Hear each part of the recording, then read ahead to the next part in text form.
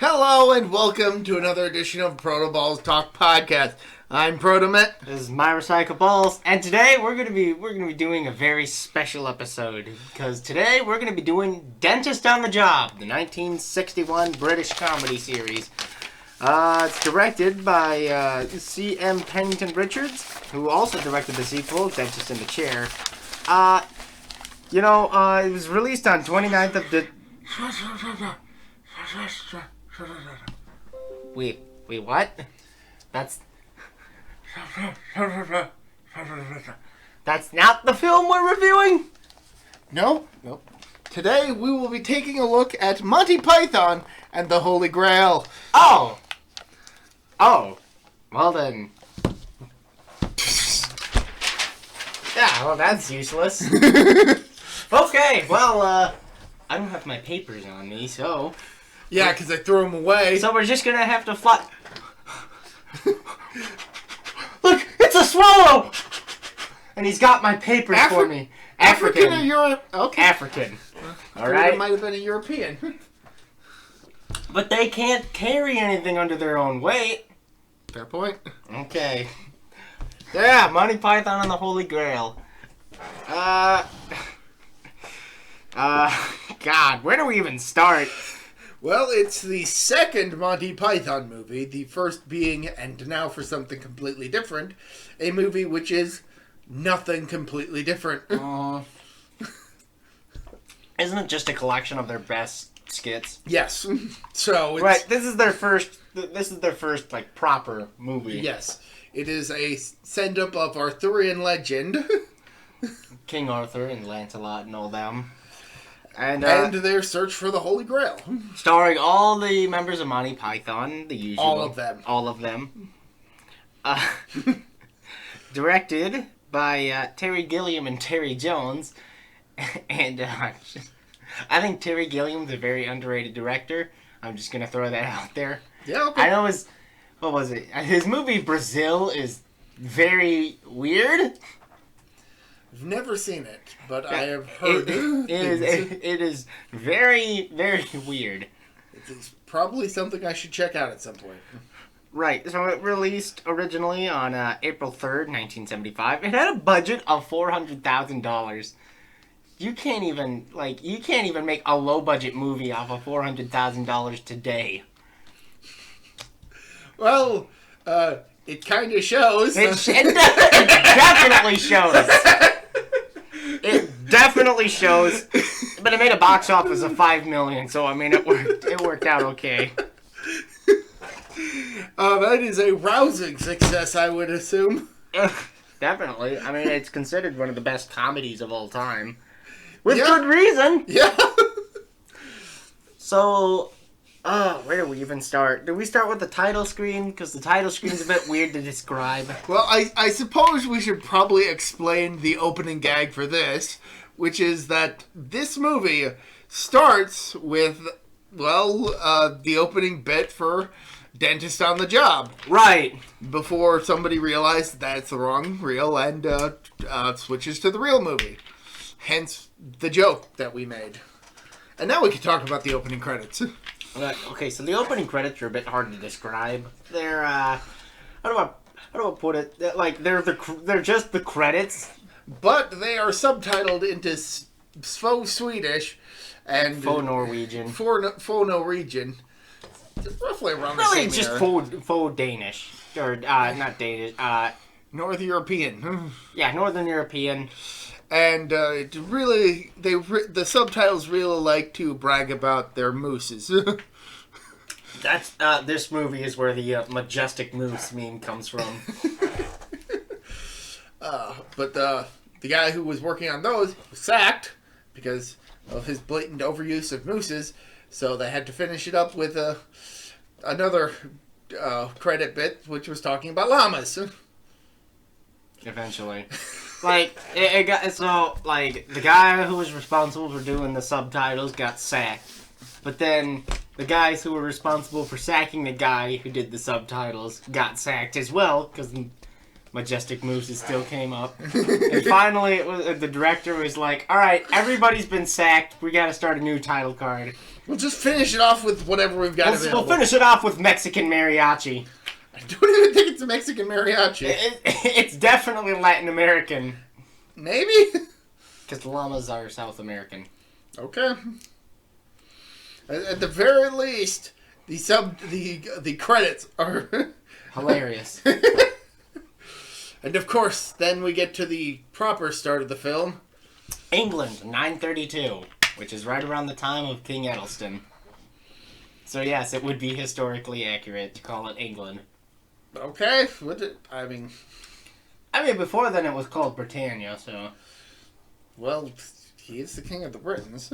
He is the king of the Britons. And we are introduced to our lead for this film, King Arthur, played by Graham Chapman. And his squire, Patsy. And his majestic horse, Two Coconuts.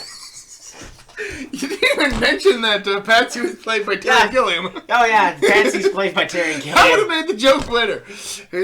With his squire, Patsy, played by Terry Gilliam, and his majestic steed, a pair of coconuts. Yeah, it's like a coconut cut in half. It's where that comes in. Yeah. Well. And they do it throughout the entire movie. For everyone's horses. For everyone's horses. Except for one guy's horse. But we'll get to there soon enough. Right. So he arrives at a castle, and he's like, "Hello! I wish to meet with your lord. I am King Arthur, King of the Britons. I wish to see if your lord would like to join me in my court at Camelot." And the guy is not interested in what Arthur has to say. He's more interested in, "Hey, how the fuck did you find those coconuts?" What? What? Where'd you get them coconuts? We found them in Britain. Oh, this movie. Coconut's a tropical fruit. That's a temperate zone. And I can't remember what Arthur says exactly, but he's like, "Are you suggesting coconuts migrate?" No, but swallows do. No, but are you suggesting that a swallow carried a coconut all the way from a tropical zone to a temperate zone? Well, it could have been an African swallow. Right. Yeah, so he and his other partner gets involved in this conversation. And Arthur's just like, other guard. The other guard. And Arthur's just like, "All right, fuck this, I'm out." But African swallows don't migrate. Oh, yeah, that's right. Yeah, let's stick a pin in that for now. That becomes important later. In more ways than very important. In the dumbest way possible. Which is par for the course with Monty Python. Right. I feel we should mention, if you've never heard of Monty Python, they were a comedic troupe that had a television series on the BBC that was very... insanely popular. It coined the term Pythonesque, and it was very stream of consciousness. Which is very inconducive to what they wanted. I know, right? They were trying to go for a type of comedy that was indescribable, and in doing so, they accidentally made it describable. Seriously, check out Monty Python. Monty Python's Flying Circus. I forgot the title for whatever reason. Right. It was a fantastic series. Set maybe in the later season, but... So then afterwards, the next scene... We get some peasants! Bring out your dead! Bring out your dead! There's this whole scene, because he's got a cart full of the dead. We got monks who are chanting and slapping themselves on the forehead with wooden platters. By the way, that's a legitimate chant. Okay, I wasn't saying that the chant was I know. I was just pointing out, like, I looked it up, and I'm like, oh yeah, that is a legitimate chant. I never claimed that it wasn't. It was more the... I was just curious. Yeah, they smack themselves in the head after every chant. It's funny. So yeah, it's the Black Plague, everybody's... Well, not the Black Plague, it's just, like, measles or some shit, because the Black Plague isn't until, like, 1400s. 1300s. You're trying to apply historical accuracy to a Monty Python movie. I know, and it's fun. Fair point. So, yeah, this one guy comes up. He's got a seemingly dead body. He's like, "Oh, will you take this one?" "I gotcha. I'm still alive. I'm not dead yet. I'm not dead yet." Well, he says he's not dead yet. "Oh, he will be in a minute." "I feel happy. I'm happy. In fact, I think I'm getting better. No, you won't. You'll be dead in a week." So He's not dead, so I can't take him. "Oh, come on, just this once." Whap! "Oh, thanks. See you next Thursday." Yeah. I don't think we should describe every bit of humor in this movie. Every bit because there is so much in this movie. We'll be here forever. Only the important ones. But so Arthur passes by, and all the peasants are in awe. He goes to a field, and they're in awe. And the guy who was carrying around the cart of dead people was like, "Oh, he must be royalty. He must be a king." How can you tell? He ain't got shit all over him. He's not covered in shit. He's not covered in... Yeah. He's not covered in shit. So he goes to a field, and he's like, "Old woman, I'm a man." "Oh, old man, I'm 27.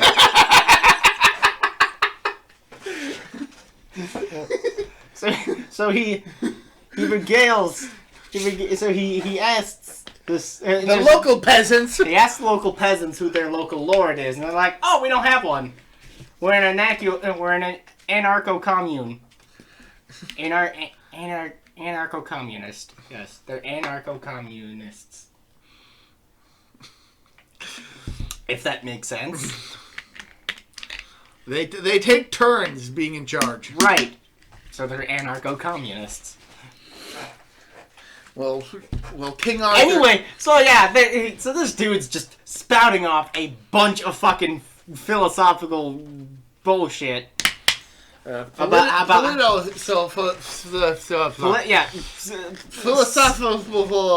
Socio-political bullshit. There we go. So about how power should be mandated by the masses, which is total bullshit, by the way. I'm kidding. I'm kidding. We need more kings. Look at King Arthur. What a good king he was. I didn't vote for him. You shut your whore mouth. So anyway, they don't have a lord. And so he regales about the lady in the lake, how he got Excalibur. The guy's not impressed. And he just keeps jabbing off to Arthur. Would you shut up? And Arthur gets fucking more and more pissed. Help, we're being repressed. Help, we're being repressed. You see, repression of inherent in the system. This movie is way too quotable. Like, almost every scene has a quote that can be applied in any situation. It's true. It's true. So he leaves. The next scene is we get the Black Knight, and it's a great, awesome fight between the Black Knight and this other knight, and the Black Knight wins. And so Arthur's like, "Oh, would you like to join my court at Camelot?" "Oh, okay. Alright, let's go then." "You shall not pass." "But I must cross. Then you shall die." "Oh, okay, well, let's fight." And so King Arthur and the Black Knight get into a sword fight, and it is an epic duel. And then King Arthur manages to slice the Black Knight's arm off. Yeah. Except he's not gonna take that lying down, and he keeps fighting. And Arthur takes his other arm off. He's not done yet. So the Black Knight starts kicking at him. He takes off one arm. One leg. One leg, yeah. Black Knight's still trying to... Still goading King Arthur. It's like, "Oh, come on. It's just a flesh wound." Come on, you pansy. Finally, King Arthur takes his other arm off. And the guy still doesn't give up. Except now he's just a torso and a head. So he looks down, and he's like, "Alright, we'll call it a draw." "You coward! You come back, you coward! You're running away, are you? You yellow bastard!" Just still like less than 10 minutes into the movie. Yeah, we're 10 minutes into the movie and already we got like 30 jokes already. Oh, God, I love this movie. It is a fantastic movie. Okay, so then we get arguably the best scene in the entire movie.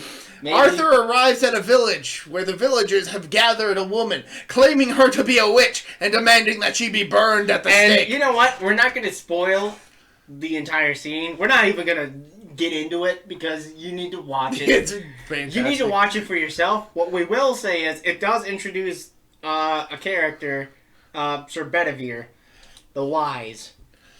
And so, stuff happens. Stuff happens. King Arthur meets Bedivere and convinces him to join him on his quest. It also brings up another great meme that people like to quote from time to time. Who are you who are so wise in the ways of science? and in this context, it's meant seriously, but on the internet now, it's meant just more derisively, like, oh, aren't you a fucking smartass? Well, to be fair, even in context, right? It's not even that intelligent. Right. It's just like a, huh? It's like, okay. But he meant it sincerely. Yes, the character meant it sincerely, but its delivery in the movie is meant as a joke. Right.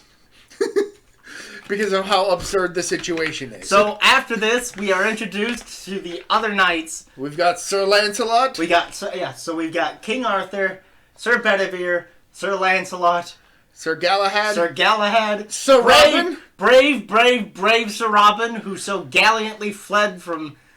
He's not quite as brave as Lancelot. Not quite as brave as Lancelot. And of course the classic character, Sir not appearing in this movie.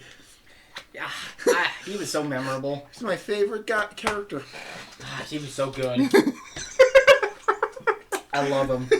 He's great. And they all go on their quest to Camelot. And they arrive at Camelot and they're all impressed. And Patsy's like, it's just a model. Shh. But then after a rousing musical number, King Arthur and his men decide not to go to Camelot because it's far too silly. On second thought, let's not go to Camelot. 'Tis a very silly place. So then, the sky opens up and God himself calls down upon them and tells them to stop averting their eyes and just listen. What are you doing? Groveling, my lord. Stop that. Stop that. Everywhere I go, it's groveling. It's like those sad movies that are so depressing. Now stop it! Now what are you doing? Averting our eyes, O Lord! Well, stop it! I'm sorry, O Lord. Stop apologizing. It's always, I'm sorry, Lord, and I'm not worthy. Knock it off! Now, Arthur, King of the Britons, you and your knights shall go on a holy quest. I charge thee to search for the Holy Grail. Good idea, O Lord. Of course it's a good idea. God, I love the version of God in this where he's just like, fuck off. God. See, I know I'm all that cool and all that shit, but come on. Come on, I want to talk to you like a bro.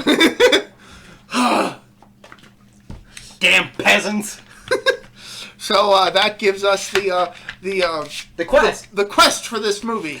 Yeah, not even 15 minutes into the movie, and we finally know what we're looking for. I mean, it is in the title, but I mean, yeah, but I kind of figured Monty Python would show up at some point. But all I see are these bunch of knights. All these gits. But yeah, we got Sir Bedivere played by Terry Jones. We got. Hold on, give me a second. So Graham Chapman is King Arthur. Yes. John Cleese is Sir Lancelot. Patsy is Terry Gilliam. Yeah. We've already mentioned. Eric Idle is Sir Robin, the not quite so brave as Sir Lancelot. Which is the actual title. Terry Jones is Sir Bedivere the Wise. Also rest in peace, yes, Terry Jones. Him and Terry Gilliam. Him and Terry Gilliam. And Graham Chapman. And Graham Chapman. Yeah, them, Graham Chapman. Terry Gilliam's not dead. Pretty sure he died recently. Nope. Terry Gilliam's still alive. He's 80. By the way, he's Minnesotan. I thought I had heard he died. Nope. He's still alive, according to Wikipedia. Huh.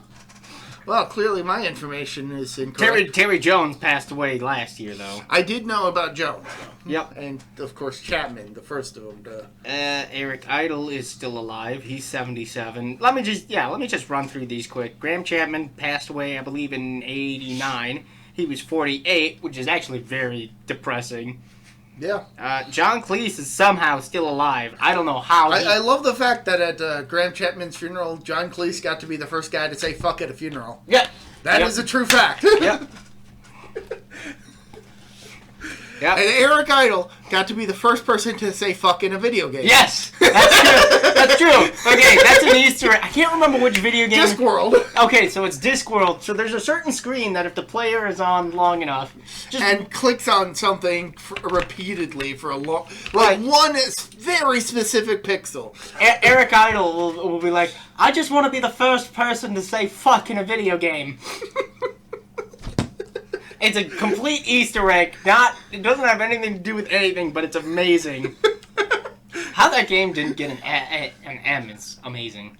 Just for that line. The fact that it took so long to find that Easter egg. Right. Okay. And then Michael Palin, Sir Galahad the Peer. And I'm going to be honest, I think Michael Palin's probably my favorite out of the Monty Python. Because there's the skit with Dinsdale, if you know the one I'm thinking of. Maybe. And he plays this mobster, and he plays it so seriously. He's like, he would nail my head to the table. I'm just like, I love this man. Like, everybody has their favorites, like John and Graham. Or even Eric Idle. I like Michael Palin because he's very, very understated. I have a hard time picking a favorite. Right, out of all of right. They're all great. They're all fantastic. And Sir Galahad the Pure. We'll get to that. Yes.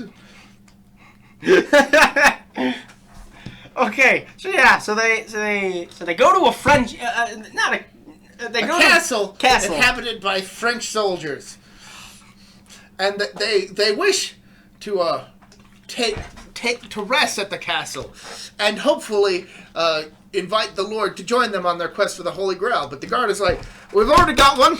Already got one. I told him we already got one. What do you mean you already got one?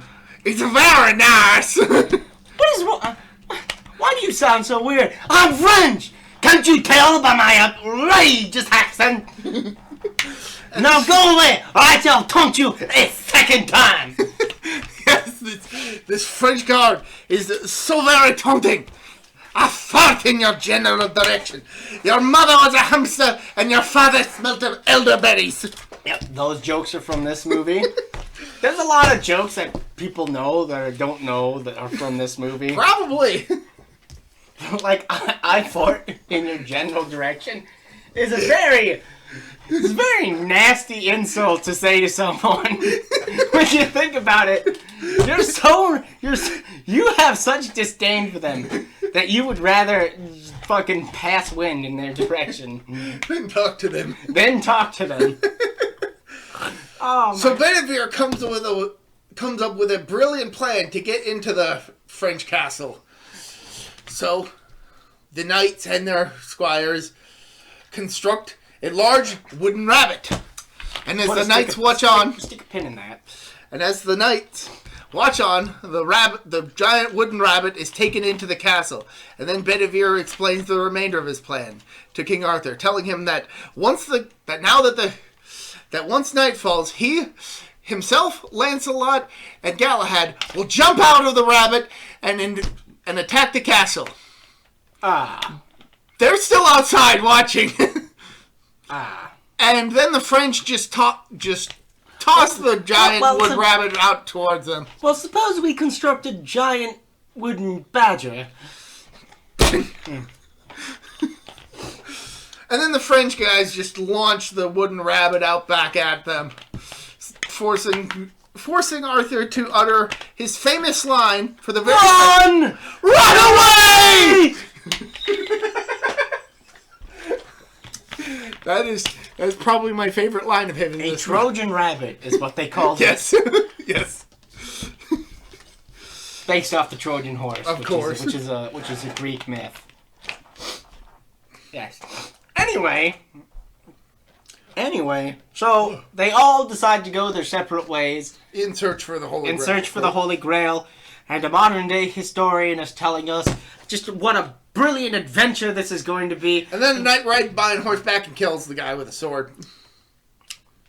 Stick a pin in that. Oh, I'm pretty sure we're gonna come back to it. We're gonna come back to that numerous times. Long story short, it's very important to the movie. It's a cutaway gag that's super important, and that's one thing I absolutely love about Monty Python. You can have one minor joke pop up at the very beginning of an episode of Flying Circus, and then it'll have some relevance much later on. Right. That's just a callback to it, but it's somehow important again. Oh my god, I think my favorite like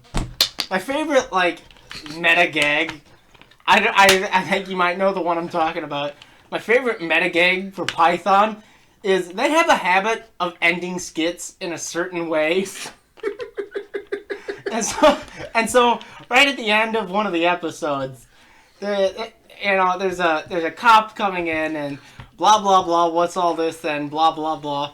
And then another cop shows up and he's like, all right, I'm stopping this sketch. Right, I'm stopping this sketch. You just can't have every sketch ending with a cop coming in and stopping it.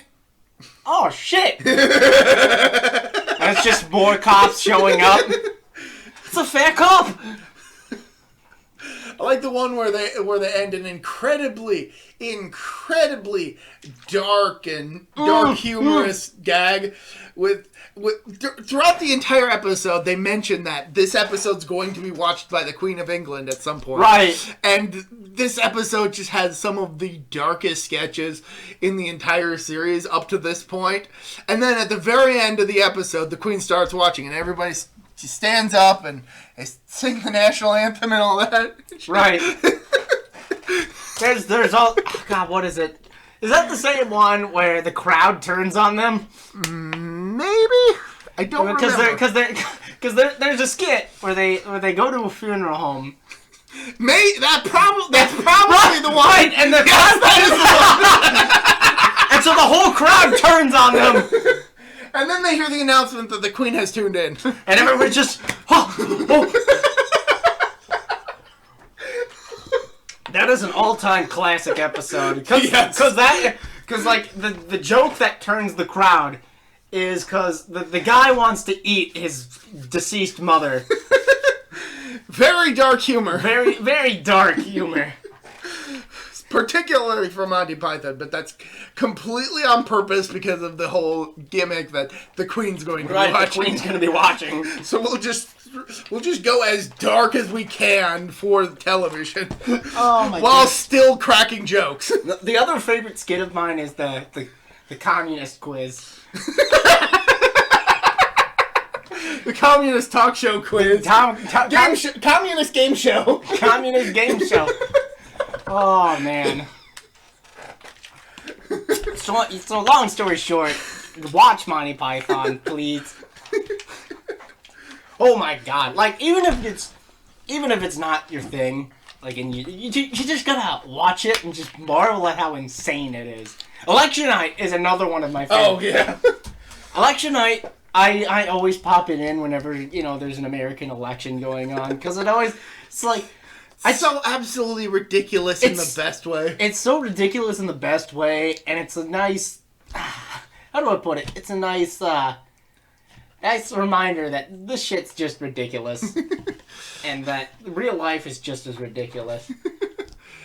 Well, that's been enough for ProtoBalls talk on our episode about Monty Python Flying Circus. Alright, see you guys later. Oh, wait, we still got an episode to do. Oh, shit. Ah, it's fucking... Damn! Okay. Damn. What? I know where we are. So the knights go off on their own separate quests for the Holy Grail. So we start off with King Arthur and Bedivere. And, they're traveling in a dark forest. They're given directions by... A mysterious man from... Oh, we also got to talk about the transitions, the scene transitions. They're all done by Terry Gilliam. They're very well done. Very much in the same style as, well, his animations from the show. Right. Which all are... of them are acting like... I'll say this, Terry Gilliam is a very good animator. It's fantastic. Just goddamn, he does some weird shit with them. Like, just watch any one of its animated segments from the show, and you will get a good idea of the kind of humor that he does fantastically. Right. Like, it is hard to describe just how absurd his animation style is, in the best way. Yeah, so there's what's the word I'm thinking of? The narrator. He starts spouting off about how great this scene's gonna be. This very next scene's gonna be. How awesome it is. Just how brilliantly acted it is. How it deserves a goddamn Golden Globe or some shit like that. Some award. Some award.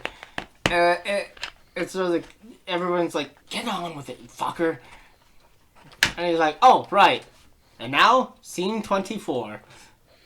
And this is in this scene that Arthur and Bedivere meet with the old man from scene 24, who tells them clues on how to proceed on their quest before mysteriously disappearing. Being a hallucination, or like a visage.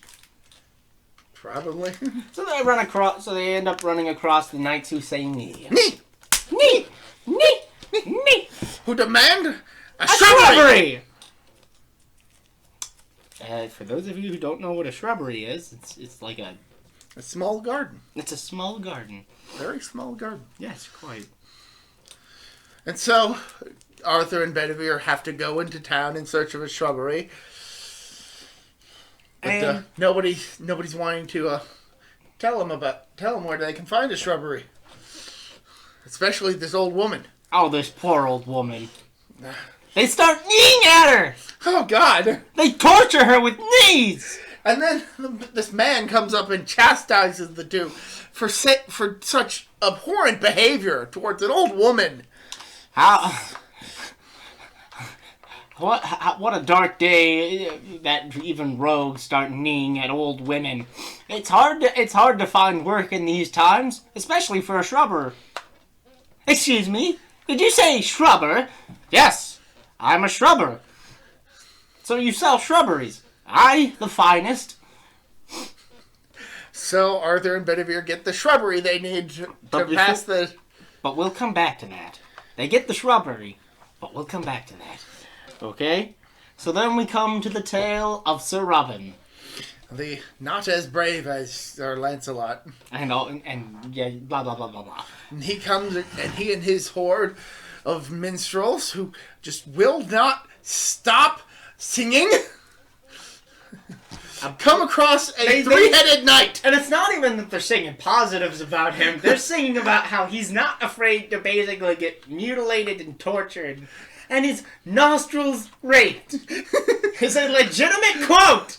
And Robin's like, Okay, stop. Seriously? What? What? No! Stop! And he comes across a three-headed giant. Ugh.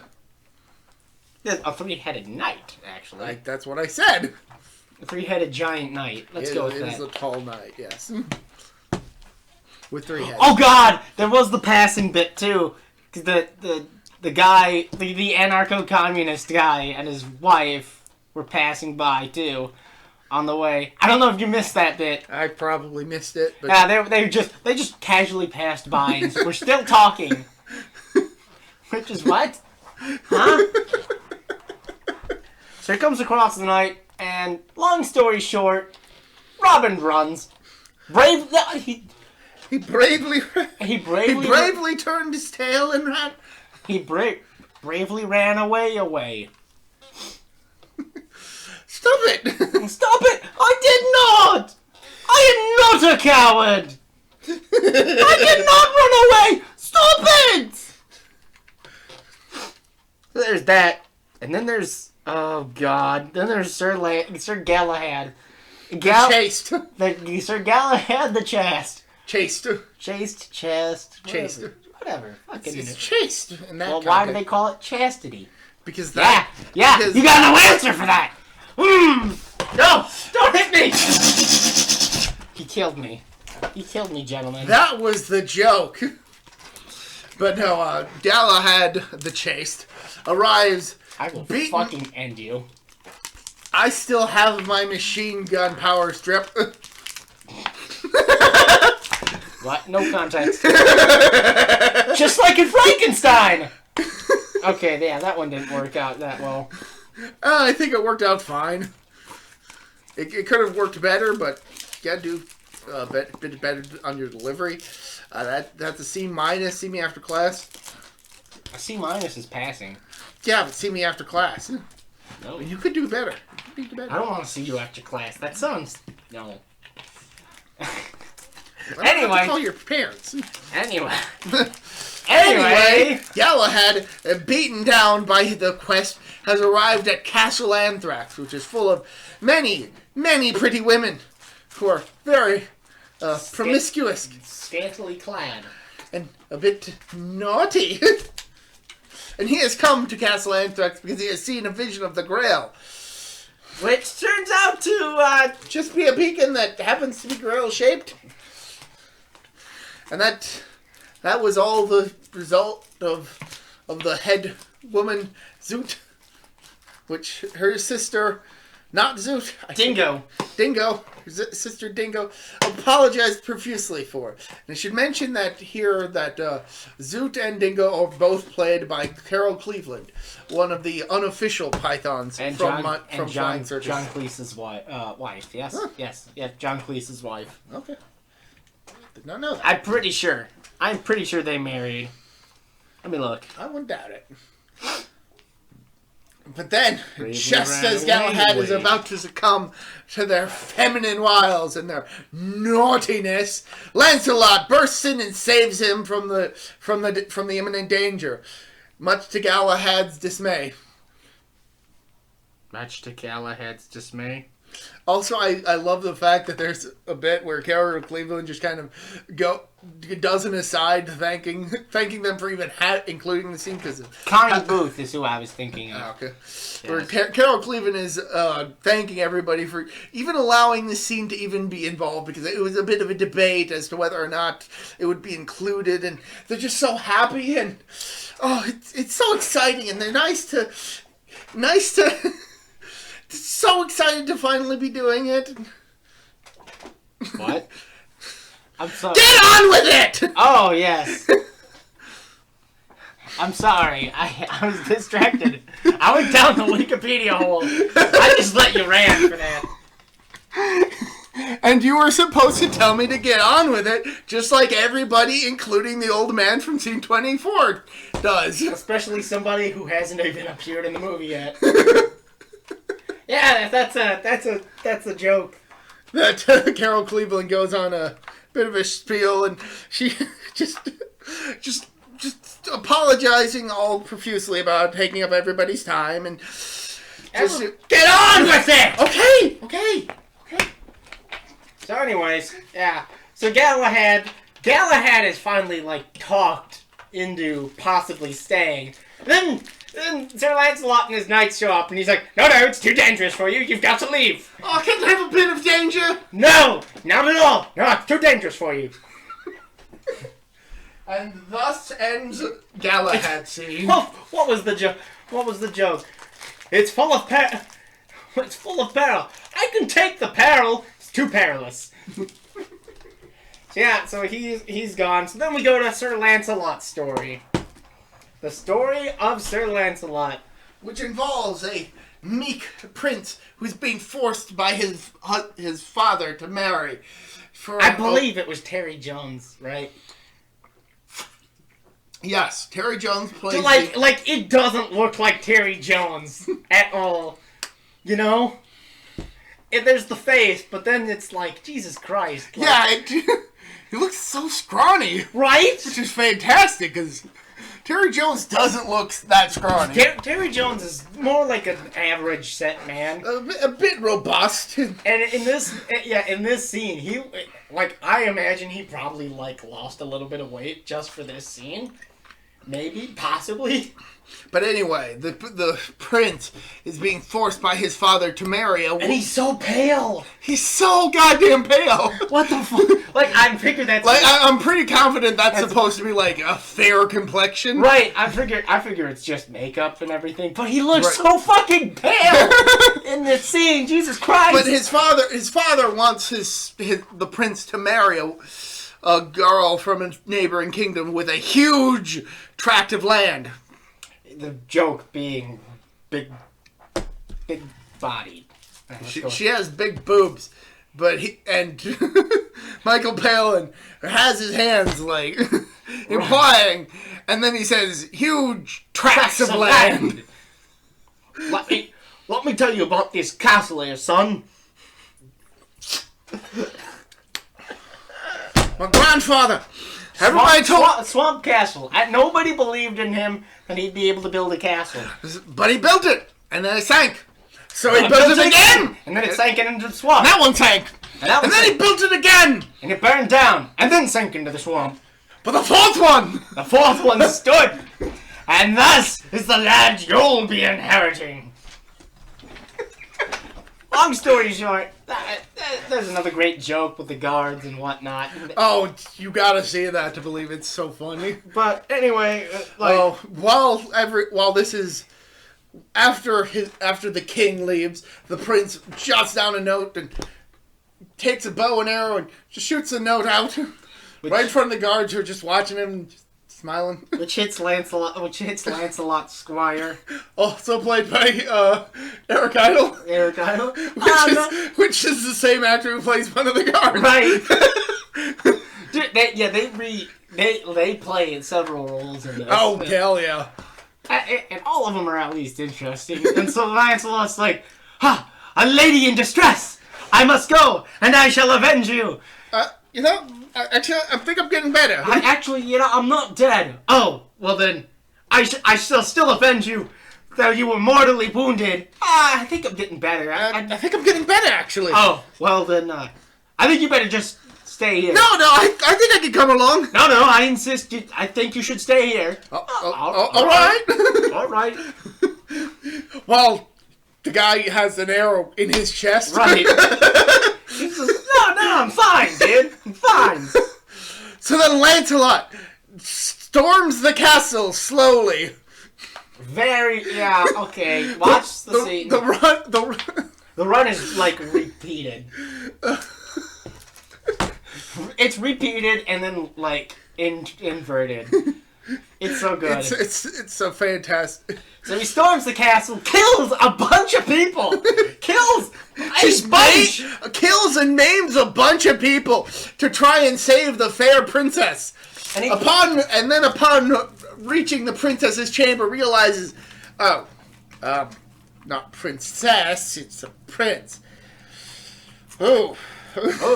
Well, and then the king comes in and he's all mad. It's like, you killed the bride's father. Oh well, I'm terribly sorry. I come from Camelot. Oh, you're a knight of King Arthur. Well, why didn't you just say so? Come.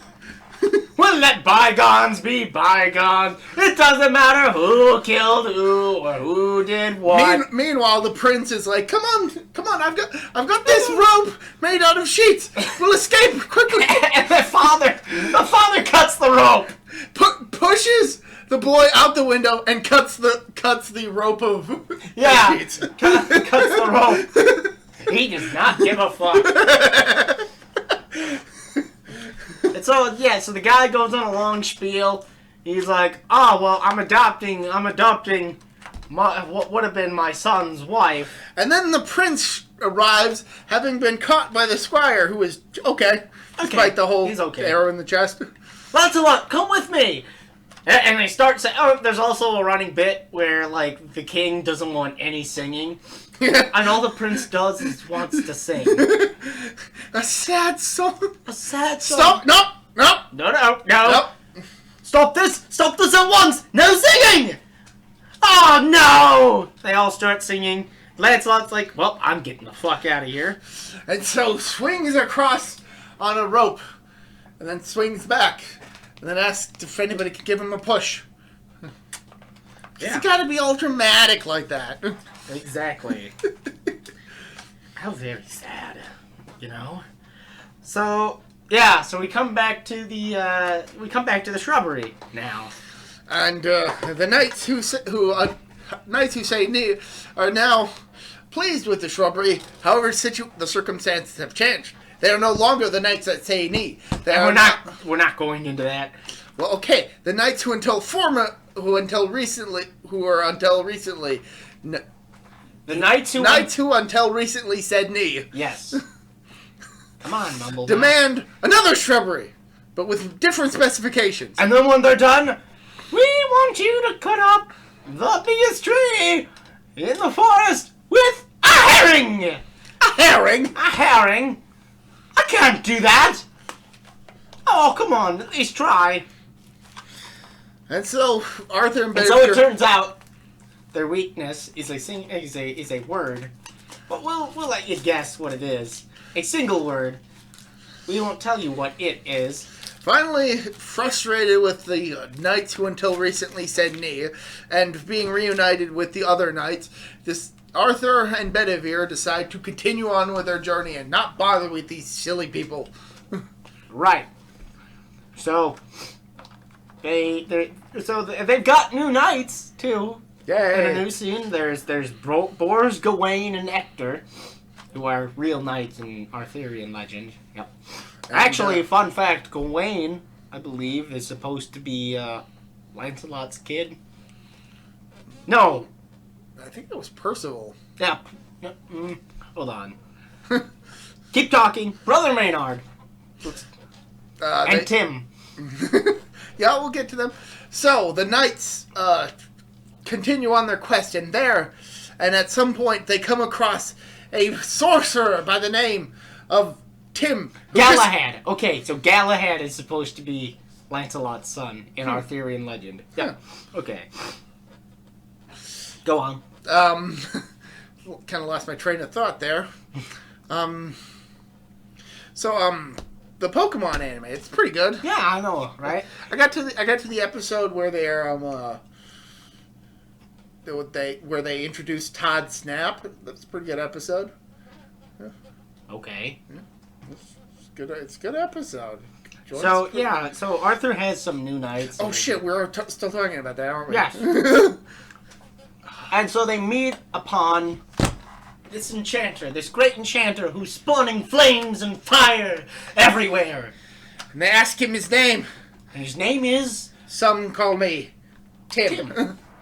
Tim the Enchanter. Yeah, it's a funny story about Tim the Enchanter. Jean Cleese was supposed to have this elaborate name, but he literally could not remember what the name was. So he ad-libbed it. Tim. Everybody loved it so much they kept it. And it's such a Python thing to do. Right. Because you can see the pause. You can see the pause where he's just like, Tim. Tim. You can see the wheels turning. He's like, fuck. Tim. That works. He just puts on an elaborate fireworks display with all these pyrotechnics, which is probably where most of the budget wound up going. Right. And so he tells them of a cave to the north, the cave of Carbanog. And it is through this cave where they will be able to discover the location of the Holy Grail.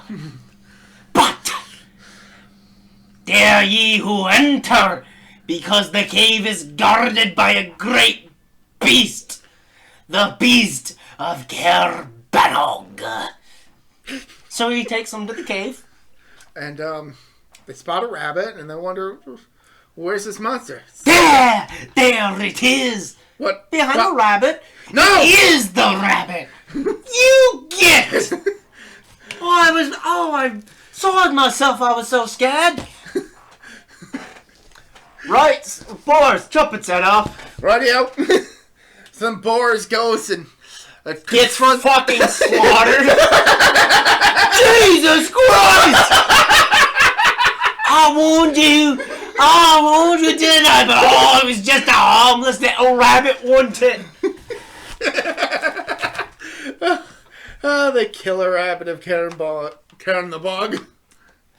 Yeah, so they lose Bors, Gawain, and Ector in the battle. Well, first they lose the one knight, They Bors. lose Then they Bors. decide to just rush the rabbit, and that turns out to be a horrible plan. So they lose Gawain and Ector. So then they're like, oh, wait. So then Holy hand grenade. Arthur has to come up with the fantastic plan of run away. So then he comes up with the Holy Hand Grenade of Antioch. And Brother Maynard's apprentice starts reading off about the whole thing, and We're not going to get into that. Watch the movie. it is fantastic.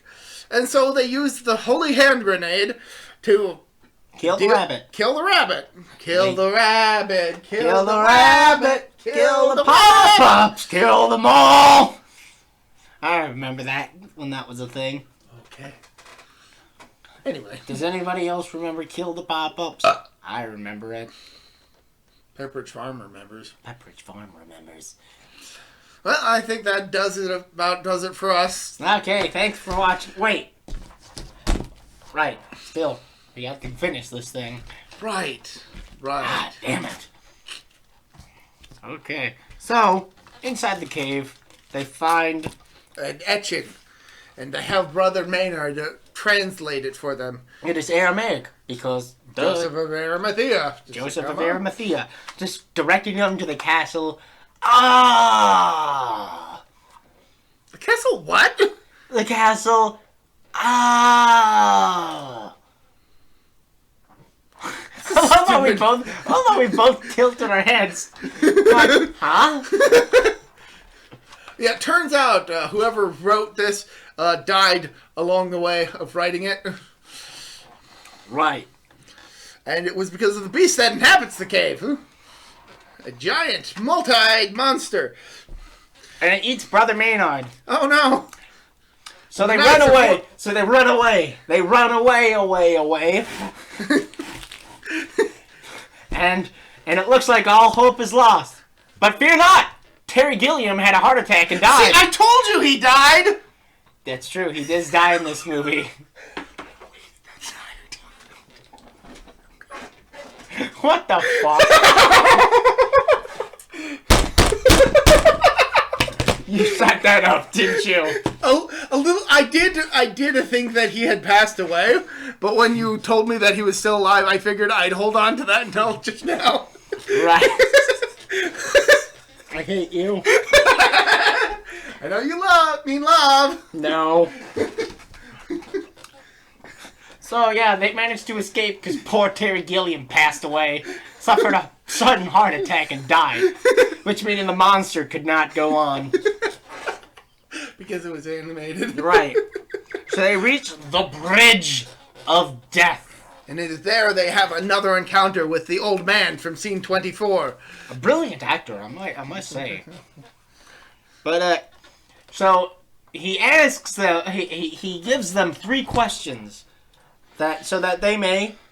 And if they correct, So that they may correctly pass and cross the Bridge of Death, or they'll be perish into the Gorge of Eternal Peril. And we shall not give those questions. We shall leave them a suspense. But needless to say, Sir Lancelot the Brave, he goes first. Because he is, after all, very brave. And he successfully completes the questions and is allowed to cross. and Robin fucks it right up. He fucks it right up because he got overconfident and thought the questions were easy. They weren't. They weren't. They were not. And then Galahad. He comes close, but he fumbles fumbles it at the crucial last question. He fumbles it. At the 1 yard line. He fumbled at the 1 yard line and he got returned for a touchdown. Poor guy. So yeah. Then finally it's Arthur's turn. And he answers one of the questions with a counter question in order for clarification. And that's where the whole swallows comes back in. Yes, okay, yes. Right. Yep, that's where the swallow question comes back. And the old man from scene 24 is confused. It's like, I don't know that! And he is cast into the pit and through the gorge of eternal peril. How did you know so much about swallows? Well, you've got to know these things as king. Yeah, that's the punchline. That's the punchline of the whole swallow thing. Noted that in Galahad's first scene, he ties a coconut to a swallow and lets it go. So yeah, it all comes together beautifully. So they cross the bridge, and Lancelot is nowhere to be found. Because he's been arrested by the cops who have been searching. By the cops who have been, throughout the course of this movie, searching for the knight who slayed the historian who was slewn on film earlier. Right. And these cops and the lead detective have been popping up here and there throughout the movie between scenes. So it's a fantastic way to keep that whole bit going for seemingly longer than probably necessary, but whatever. Mm-hmm. So they move on by themselves. So Arthur and Bedivere reach the Castle Arg, and they're so close, only to find out it's been captured by the French. Damn it! So they're pissed off. I think it's funny that the fact that he said that they already had one turned out to be true. Yeah. And of course there is no reasoning with these French people because they are such excellent taunters. So Arthur and Bedivere retreat for the moment and decide to rally the army of Camelot and rush at the castle in an epic battle. In an epic assault that is cut short by the cops coming in and arresting Arthur and Bedivere and ending the movie. And stopping the movie. That's the end, everybody. That's literally how the movie ends. Which is such a brilliant way of ending a comedy. Just like, oh no, this movie's done. Everybody's been arrested, dude. So, how would you rate this movie? 10. 10? Yeah, as far as comedies go, I'd say 10. But as an actual movie, I'd probably give it an 8. As a comedy, it's 10 on 10. As an actual movie, I'd probably give it an 8.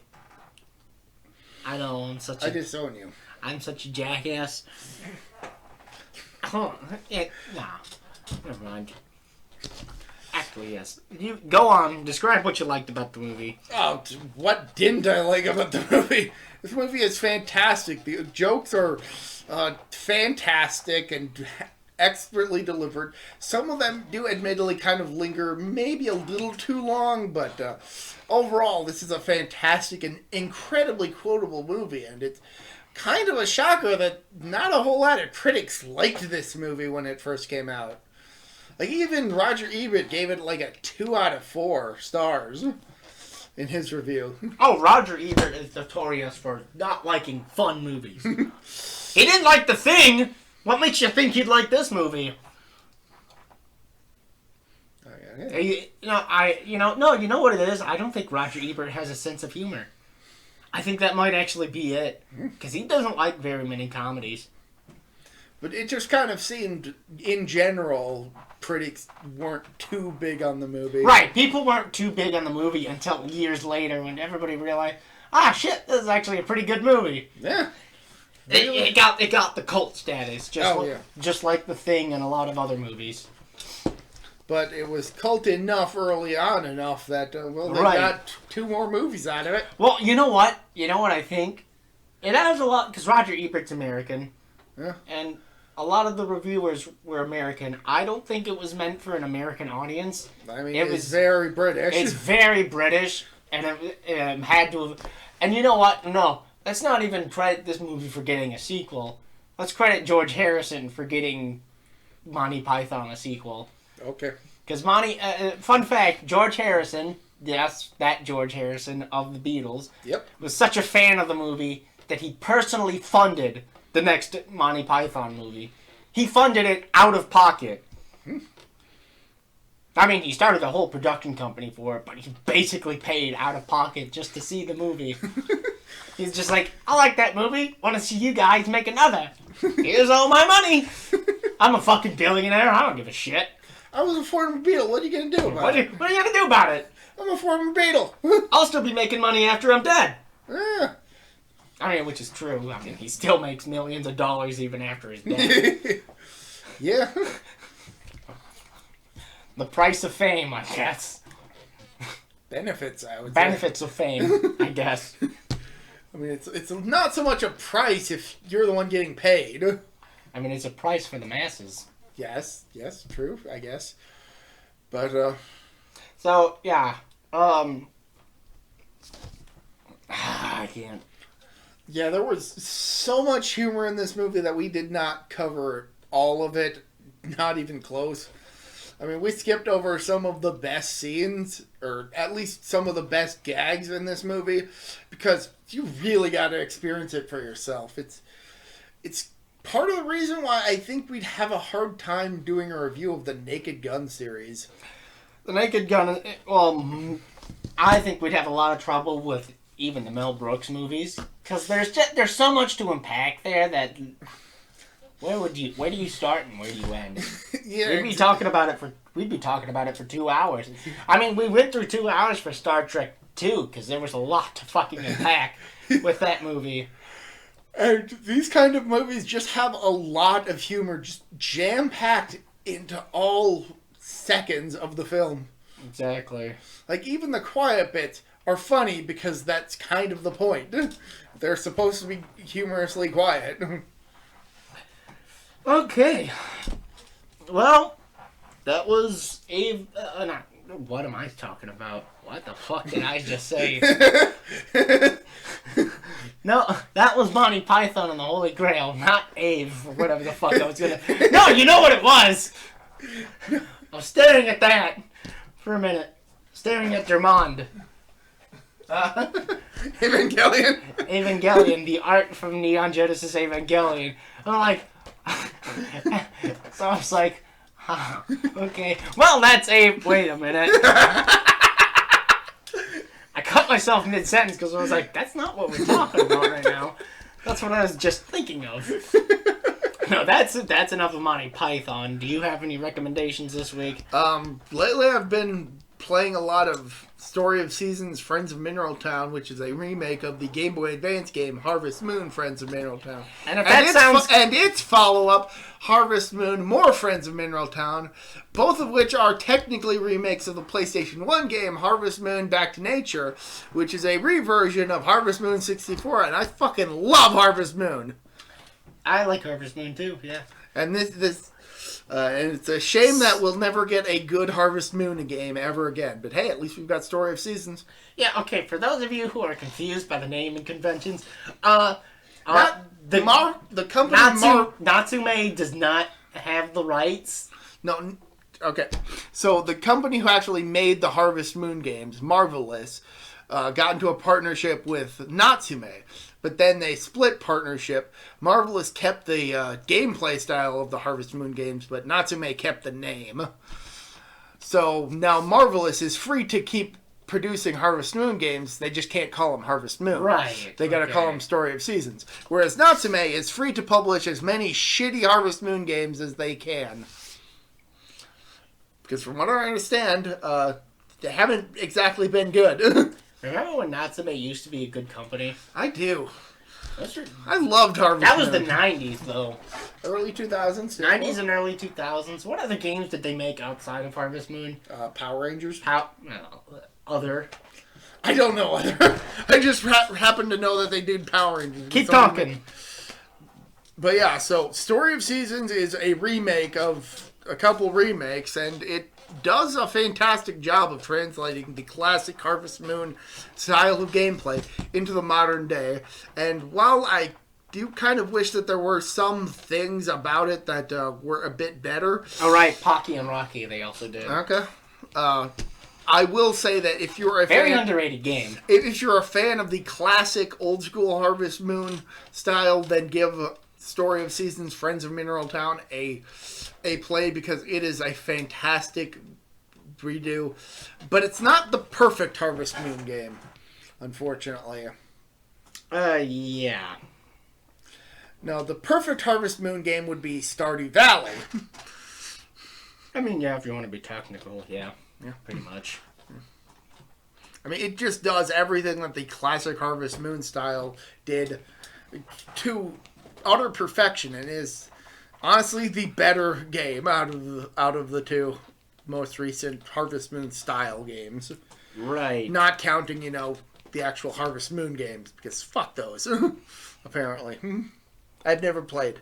I kind of lost interest in the series around whichever one came out. Yeah. Looking at Natsume's work, it's literally Harvest Moon, and they don't have any other franchise.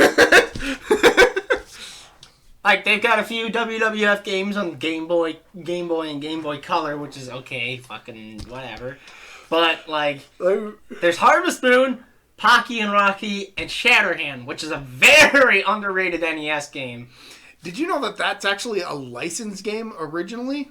Yeah, I think it was not RoboCop. No, it was part of the Metal Hero series. Right, yes, Metal Hero. Specifically the series Tokyo Shirei Soul Brain. Which is why the Japanese version is a lot different. Oh, well, mostly different. It's mostly aesthetics and one level being completely changed, but otherwise it's largely the same. And music.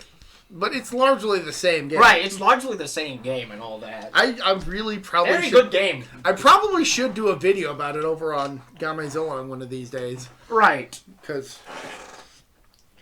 my recommendation would be, Danganronpa, Trigger Happy Havoc. Oh. That's... Yeah. So, I don't know, basic plot is you're a group of 16 kids, high schoolers, and you've been brought to this Peaks Hope High School, and you're a class of 16 of the best students in their particular fields. So you got the ultimate ultimate baseball player, ultimate gangster, ultimate bike gang leader. Yeah, bike gang leader. Ultimate pop star, ultimate fashionista, and all that. Just, everybody's called an ultimate something, because you're the best of the best. And your character is the ultimate lucky student. Yeah, if that makes sense. Because you were picked from a drawing, supposedly. Anyway, shit goes tits up immediately. You are not, in fact, in a high school. You are now involved in a game of death, where the objective is everybody is supposed to live inside this school for the rest of time, unless somebody elects to kill someone. At which point, the game is afoot, and it becomes an Ace Attorney game. Yeah, it's basically a dating, not a dating sim really, but a visual novel. It's an adventure visual novel that turns into an Ace Attorney game in the second half. Which is a visual novel. Which is a visual novel about detectives and lawyers. Because there's a class trial mechanic, and the whole objective is the killer is not supposed to be found out. Otherwise, he'll be executed. But if the killer gets away with it, everybody else will die, and he'll be allowed to go free. The game has a lot of twists and turns on a lot of... God, Jesus, just... first time I played it, Well, the only time I played it, because it was a blind playthrough, and it was the first time. But... I'm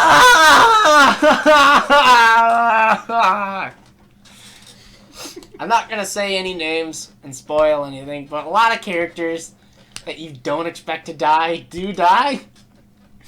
And a lot of people who you don't expect to be killers are killers. And it's just like, no! Why? So yeah, Danganronpa. And that reminds me that the guys who made that game have been working with the guys who made the Zero Escape games to make a new game. Yep. I don't recall the title of the new game that they're working on though. They also did. They also own the rights to Twilight Syndrome. Don't know if you know what that is. It sounds familiar, but not familiar enough where I would actually. It is a Japanese horror series made by Human Entertainment, who also did Clock Tower. Oh. And Twilight Syndrome is about a bunch of school kids going around investigating strange happenings in the town. So it's Danganronpa, but not in the school. No, not even close. No. It's more like, I figured I'd say that and just loop it back to still being able to use the Danganronpa image. No, God, how do I explain it? Like, like Ghost Adventures? Yes. Or, no, you know what, yeah, what was that one with the really funny dub? Oh, School Ghost Stories? School Ghost Stories, yeah. Yeah, Ghost... Except not a self-parody. Yes, it's not a self-parody, but played straight. It's like that, but an actual horror series by Human Entertainment, and by extension, they eventually got the rights when Human, unfortunately, closed. No. Gee, I wonder fucking why, when you make... I mean, you got Fire Pro Wrestling, but then you make games like Clock Tower 2, The Struggle Within, and you wonder why you go fucking bankrupt. Jesus Christ, Hifumi Kono, I love you to death, but Jesus Christ, what were you thinking? What was he thinking? I don't know. It's such a bad game, and now Night. Oh my God, I could talk an hour and a half about what the fuck happened with Nightcry. I love Hifumi Kono to death, but goddamn, does he not know how to make a Clock Tower game anymore? Hey, first two games are great. I love Clock Tower. Is literally my favorite franchise of all time. Still got the Danganronpa image up, by the way. Yep, I still got the Danganronpa image up. But it all loops back to Danganronpa eventually. But, long story short, I love Clock Tower to death, and I'm sad that it's dead. Because Sunsoft won't fucking do anything with it. I thought Capcom had that now. Nope, Sunsoft owns it. Sunsoft and Capcom worked on Clock Tower 3. Yeah. Yeah. Yeah, we go on a whole rant about that game. You know, I've actually softened on Clock Tower 3. I used to hate it. I used to fucking hate it to death. And now I'm just like, first half's good, second half's hilarious. Well, that's a nice way to put it. Oh no, I legitimately think it's hilarious. I think the first half of Clock Tower 3 is fucking amazing, great, awesome. Second half is where I'm just like, alright, this is self-parody at this point. Alright, I'm gonna have a good ride. It's so fucking wild! Admittedly, yeah. Okay, so the first the first two levels of the game are very atmospheric and creepy, and they have great villains. Great villains, and then you get to the third level, and it all falls apart. It just all falls apart. It's like, oh, so the storyline that we're involved in has nothing to do with the monster that's chasing us at all, and he's just completely unrelated to our own backstory that we've been getting details of, and now there's a castle and a pair of jesters with giant scissors, and my grandfather's the major villain, and he's also the vessel for an evil king from the movie's wild. The game's wild. The game gets wild during the second half. It goes from being atmospheric and creepy to just fucking bonkers. I've definitely softened on the game for a long time now. Because like I mentioned, for a long time, I fucking hated it. Because I was like, this is not Clock Tower. This is not the Clock Tower that I love. It's so fucking bad. And now lately, like, ever since Derek Alexander's video on it, where he's just like, dude, you just, like, I get if you're angry about it and it's not Clock Tower, but it's so fucking stupid, like, it doesn't matter. Just have fun with it. I'm like, okay, yeah, I can see his point. I can understand that. So I just have fun with it. But, okay. Haunting Ground is very underrated, I think. I wish more people knew of that game. But at this point, we're just going on a rant about Clock Tower, so we should probably wrap this up. Well, we should move on. Well, hold on. Well, Haunting Ground I like very much. Nightcry is shit, and Remother's actually pretty good. So, long story short, play Danganronpa, trigger Happy Havoc. That was pretty forced. I know. It's kind of forced and contrived, and so are you. Your mother. What do you got to say about that? I'm out of here. Okay, fine. Well, thanks everybody for watching. We'll see you in the next video. I don't know how long that'll take, because it actually took us a pretty long while to get this one done. Get on with it! Alright, fine. Have a good day, everybody.